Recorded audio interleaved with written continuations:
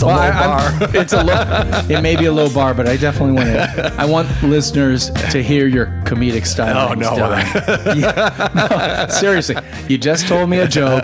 It's a groaner, but you got to share it. So why does the Norwegian Navy have barcodes on the side of their ship? I don't know. Because when they come into port, they can Scandinavian. Yeah, that's quality. You get what you pay for. I think there's a term for that, and I think that term is dad joke.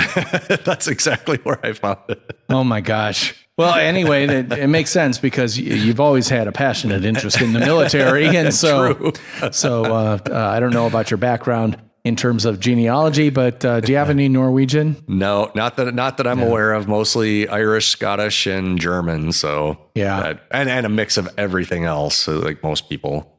Yeah, like most Americans, that's for sure. Thanks for coming down again, Don, for another conversation because.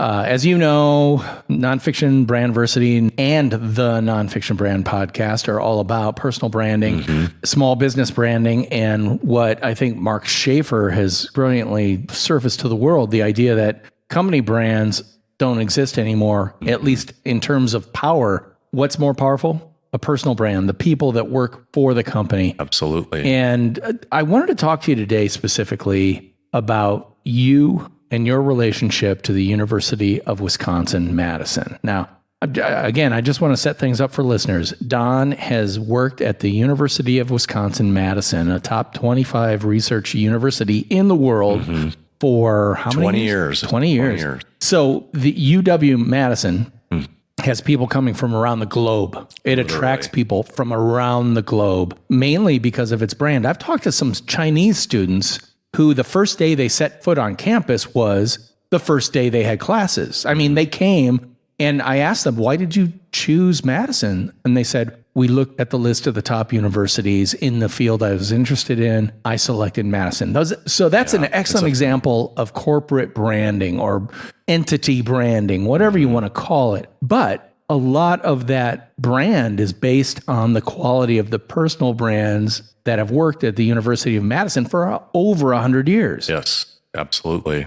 I mean, how many Nobel Prize winners? It's pretty phenomenal. I'm not sure the exact number, but Nobel Prize winners right now at the current time, there are more Fortune 500 CEOs from UW-Madison than any other college or university. I recently saw that. Yeah. Harvard has 12 CEOs in the Fortune 500. UW-Madison has 14. Yep, exactly. Yeah, it's a very, I think I often take it for granted to some degree, but yeah, the brand as far as international entity, like you said, I've literally had students from every continent other than Antarctica, of course, but every continent who, sought out the university, which is not in the middle of, it's in the middle of the United States. So it's not in a big, huge named location that people from other countries would recognize, which is basically New York, Chicago, maybe Chicago, and LA. And we've built enough of a brand profile that it definitely is super attractive to a lot of people from all over. And like you said, Nobel Prize winners, Pulitzer Prize winners, ambassadors, politicians,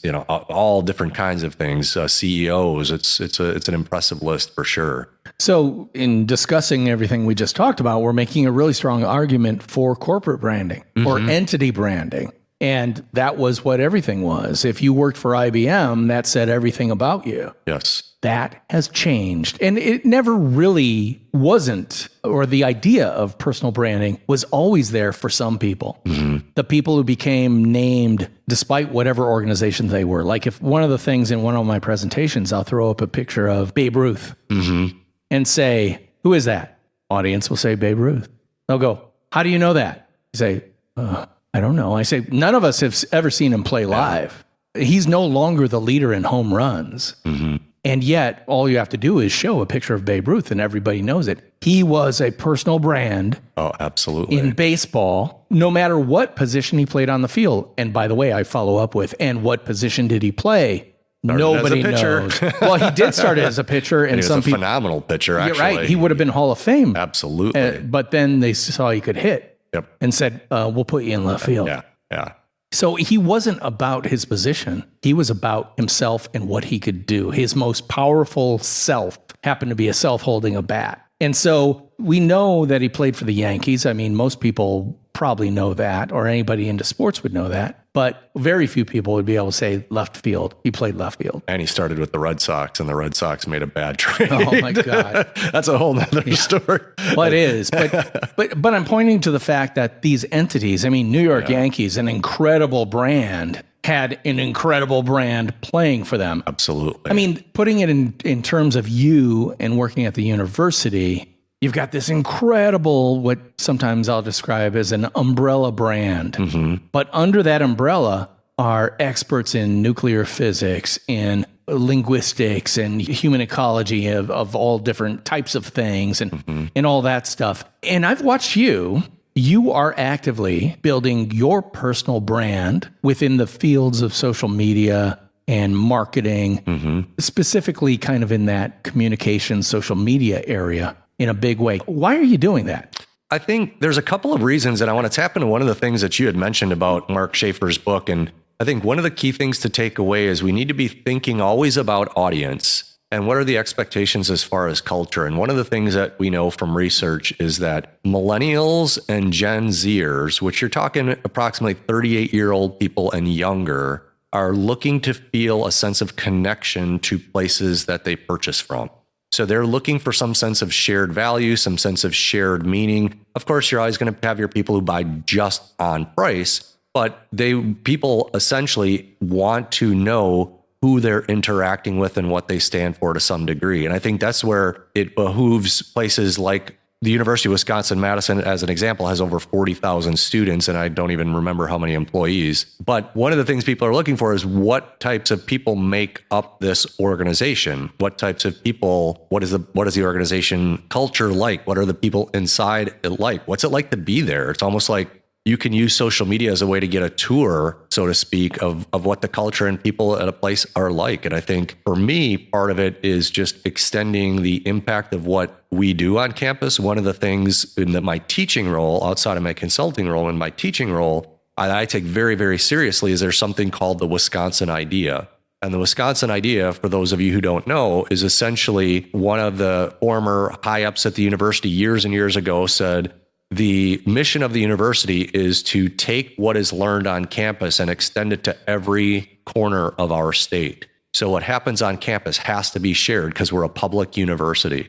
And so I take that very, very seriously. And so for me, as building the personal brand, it's trying to extend what I'm teaching, what I'm doing, and what I'm learning to everybody, demonstrate what's going on campus in my classes, but also have them get a chance to learn and benefit from some of the things that I'm learning, that I'm teaching, and that I'm doing. So it's cool because it does build a personal brand, and I get recognized and I get opportunities to speak and consult and those types of things. But it's also built around this idea that one of the overall arching missions of the university is to share what we learn with the public and disseminate that so that it can serve the public good. And so I get to build a personal brand that is built around serving that mission as well. So it's very important for people in this day and age, again, to know some of the cultural makeup of an organization, who works there, what do, what do they stand for, what is it like? And again, with the university, the biggest thing for me, and because sometimes people, when they hear me say what you stand for, they think it has to be something political or controversial. And that's not the case. In this case, what I mean and what I stand for is that what we do as public servants at the University of Wisconsin needs to be shared across the state. So it's kind of part of my charter, I believe, to share what I'm learning and what I'm doing on social media so more than the students on campus can benefit. So that whole idea of thinking about scale and thinking about, responsibility, and some people really enjoy that. I've had quite a few people that I've connected with, literally thousands upon thousands of people that I've connected with through social who, get to participate in some way in some of the stuff that I'm teaching and doing and learning. And I learn from them as well. And the students then get to have interactions with people who aren't students on campus, but they're citizens of the state or of the world. And it just creates a really cool dynamic. And I know for a fact that kind of interaction wouldn't happen in my classrooms because we do a lot of work on social media and in the public sphere. My students have to. So we get a lot of great interaction with companies and individuals and businesses, not only in Wisconsin, but all over the world. And that's a win-win opportunity for both the students and the people who start following me in my personal brand. and want to know, hey, what's Don and his classes doing right now? What are they studying right now? What kind of projects are they doing right now?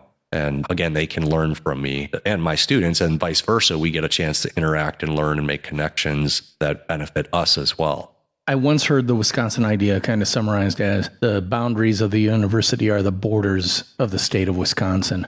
And that really resonates with me because I went to a UW school that's in the center of the state, Stevens Point, I went up there to be a forest ranger. That didn't stick. But let's just say I had an amazing education, incredible opportunities, and it was all part of the University of Wisconsin system. And one of the things that I would be exposed to, because Stevens Point is in an agricultural area of the state of Wisconsin, and one of my roommates actually was a soils major. I mean, he studied dirt. Yeah. And I'm like, really? You study dirt? And that made no sense to me, the city boy, but it made huge sense to all the people who work and live and own farms. How do you know what to plant, when to plant it, what soil do you have, what crops are best for it? All this information was available through the university, specifically through the person working for the university extension office. Correct. So that farmer in the field does not see the brand UW, but they deal with the brand UW in the form of a woman named Cindy, who might come out to the farm and do a soil assay or, assess the soil and things like that. So their touch point with the corporate brand is the personal brand named Cindy. Absolutely. And that's where I think when we're talking about listeners who do work for corporations or run larger organizations, it's so important to make sure that people understand and convey the culture of that organization when they're representing it.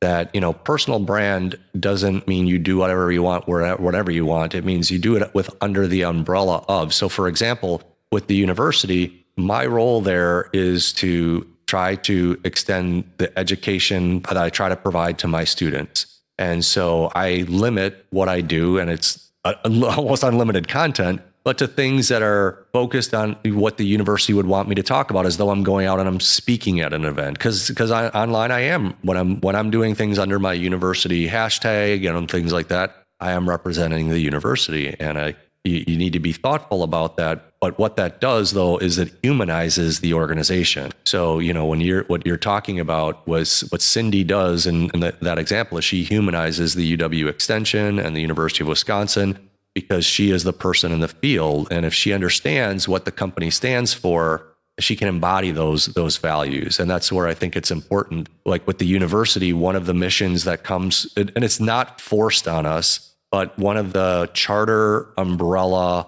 missions of social media and all of our communications is that we try to have a voice of inspired goofiness. And that's literally the term that's used. And the inspired goofiness is, if you study the history of this particular university, we've always had students do just outlandish, silly things, but serious scholarship at the same time. And so we'll have playful social media content that helps to highlight serious, impactful research topics. Because sometimes some of the research topics can be really, really, really boring if you're not into them, but they can be really important. So part of our job is to make them fun and interesting and exciting. And we can also do playful stuff because we have good athletic teams or extracurricular things, and we might share some of that stuff out too. So it's kind of a combination. So I think thinking about the personal brands within an organization, if you're thinking of it that way, that the corporate brand needs to have a sense of who they are, so it can help the personal brands within make sure that underlying mission, that underlying voice is still conveyed. And for me, that inspired goofiness, you'll see, I'll post silly little facts sometimes,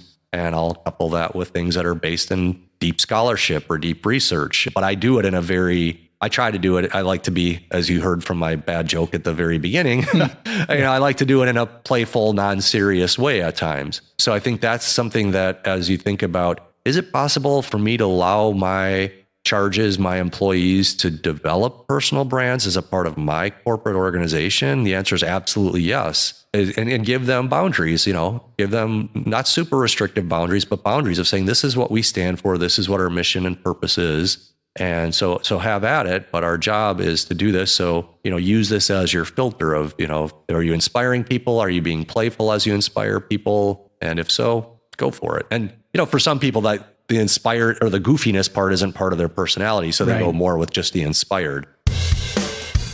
This episode of the Nonfiction Brand podcast is brought to you by Nonfiction Brandversity. It's a free Facebook group dedicated to the art and craft of personal branding, and we'd like to invite you. Just search Nonfiction Brandversity on Facebook and ask to join. You're in, guaranteed. I can't wait to see you on campus. The word authenticity has been thrown around by a lot of people. Yeah. And to me, half the people who are throwing it around are kind of new era snake oil salespeople because they're talking about appearing to be authentic or putting on a mask that is most pleasing to other people or the majority of people. Yeah. That's not authentic at all. And that drives me insane because this concept of authenticity, I was recently on a couple of other podcasts and this came up, and it has been so bastardized by people misusing it. Authenticity is so incredibly important, but people now start to roll their eyes when they hear a presenter say it because people misuse it. And really, authenticity is nothing more than what you say and what you do align, period. You are who you say you are. You act how you say, how you speak, what you talk about. And the beauty of social media is if you don't do that, eventually you're going to get found out. Yeah. And you're going to get found out. And if you're not who you really say you are as an organization or as an individual within an organization or as your own personal brand, you're going to get found out. And so it's just be who you really are and say who you are within the context of, what it is you're trying to accomplish. Don't try to be somebody or something that you're not. Learn to embrace that, especially in the sense of within context. Because my students will always like, well, what should I do? Because, I want to do this and I want this to be about me and authentic. I'm like, yeah, but you're developing your brand around your professional goals. So you can't talk the same way or act the same way. And, you need to do it in terms of like a professional context. Yeah, I think of it as almost like Goldilocks. You've got Baby Bear, which is too much information. Look at the omelet I had this morning. And, I got a new tattoo. And, I broke up with my girlfriend and now I'm a mess. That's TMI, too much information. Then you got Papa Bear, who does nothing. And, the majority of human beings that work for companies are Papa Bear. They do nothing. Yeah. They are a tool, a cog in a machine that can be easily replaced. Yep. Personal branding under, especially a corporate umbrella, is kind of Mama Bear, right in the middle of, I need to show enough of myself and share enough of myself, my opinions, my point of view on things. But I always need to remember I'm wearing a shirt with the logo of the company on it in front of everyone I talk to. We've just been involved, and when I say we, I mean just American culture has been involved with a number of imbroglios with sports guys who've kind of stepped over the line on some things. And probably the one that most people, especially anybody listening around the world, might recognize is the Houston Rockets GM or whatever that did a single tweet about the protests in Hong Kong. And kaboom, an atom bomb went off, in terms of public relations mess. Now, the whole thing is he as an individual has the absolute right to support whatever political thing you want to do, but you're the GM of the Houston Rockets while the Houston Rockets and other teams are playing in China. And by the way, the whole LeBron James thing was not him saying he shouldn't have said that about Hong Kong. What he was trying to say was, we were in China when you said that, and you have no idea what that felt like to us and how it blew up in our faces. Well, and that became a huge problem. So all of a sudden you've got one person who says a 280 character tweet and it causes a global problem, not only for the individual, but the brand, Houston Rockets, the brand, LeBron James, the brand, NBA, and NBA's future in China. Huge market. And I'm not saying anything politically. I'm saying that Houston Rockets guy has to remember I'm always wearing the Houston Rockets logo when I open my mouth. And that's true of everybody else. I mean, you mentioned yourself. I'm not saying you're censoring yourself. You just know the topics that are correct for your personal brand in its context at the University of Wisconsin. Right? Yep. That's there's a lot of gray area. And I think that example brings up a lot of good points of debate because things still do need to be figured out. And it is in that case with the NBA, where do you draw the line between you're a business versus you're a place that has the power to create some social change? And it can get messy. So that's one of the things that I totally understand why corporations are like, I don't know what to do and I don't know how to do it. And, I'm afraid I'd rather just shut everybody down and not have them do anything, because you get an incident like that. And I have my personal stance on that like anybody else. But one of the things is, being conscientious of, there is gray area, but giving, not necessarily giving people talking points, but like Mark Schaefer talks about this, about doing training with people within the organization on how to use social media as a voice for the company. And that doesn't mean, standing up for everything the company says or does. Obviously, not every company is near the political clout and the potential political impact that NBA can have, but just training them on, this is what we do. This is how we do it. Here are some things that you can amplify about what we do. Here are some recommendations. And so one of the case studies he talks about is how he was working with Adidas or Adidas, depending on how they were struggling with their athletes in terms of the amount of social reach that their athletes had, whereas Under Armour and Nike and Red Bull were just absolutely crushing it. And those athletes who worked with those companies were having a significant positive impact on brand affinity. And so what they did is they developed a training program for Adidas sponsored athletes and taught them how to use social media. So they didn't necessarily say, don't do this, do this, as far as putting up really strict boundaries. What they did is just said, here's the ways that we can use social media, and you could be social media savvy that helps you build your brand, and it also helps us out in a way that benefits everybody. Hey, nonfiction branders, did you know I wrote a book? Well, I did, and it's called Rotoma, the ROI of Social Media Top of Mind. I wrote it with my colleague Spencer X. Smith, and it's all about Rotoma, an acronym that means Return on Top of Mind Awareness. Best-selling author and NYU Stern School of Business professor Scott Galloway called it a book that starches the fluff from social media and helps managers allocate capital and find the unicorn among unicorns, ROI. And Chief Content Officer at Marketing Profs, Ann Handley, said, this isn't just a practical way to think about the return on social media, it's also a spot-on, accurate way to reframe your social efforts. Check out all the 5-star reviews on Amazon by searching Rotoma, ROTOMA. Pick up your copy today and start building your personal, professional, and small business brand the Rotoma way. Yeah, going back to my analogy, it's like, stop being Papa Bear, but don't be Baby Bear. Mm-hmm. There's a perfect middle zone, and you're going to transgress either toward Papa or Baby every once in a while. Yep. But ideally, always remember, we want that just right zone, which is be personal, but not too personal. Yeah. And and I often think of it in the sense of, when you meet somebody, what are some common things that you talk about? The weather, sports, something in pop culture. Those are the kind of things. And people will sometimes minimize that, but I'll often say, if I imagine that I am in Madison, Wisconsin, and I'm walking down the street and I see somebody with a Wisconsin Badgers t-shirt on, I'm not going to say anything to them, because there's a gazillion people walking around Madison. But if I see somebody in LA and I'm in a different context and I see them wearing a Badger t-shirt, there's a good chance I'm going to say hi, or if I'm in Paris or if I'm wherever. Because what that is that's a little social signal of what that person stands for that allows me to see a little social signal from them and say, hey, I might have a connection point with this person.